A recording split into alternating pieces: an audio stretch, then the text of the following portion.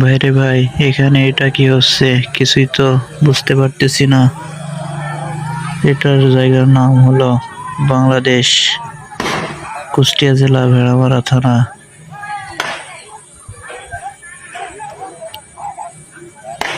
আর এটা বালুরঘাট।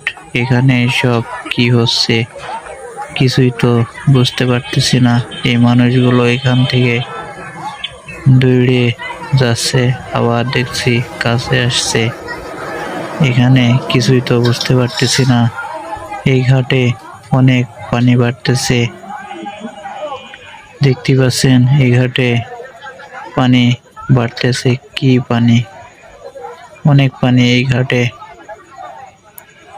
মানুষগুলো আবার ঘাটের ধারে আসলো।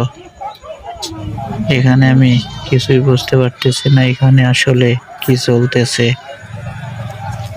আমার মনে হয় এখানে অনেক কিছু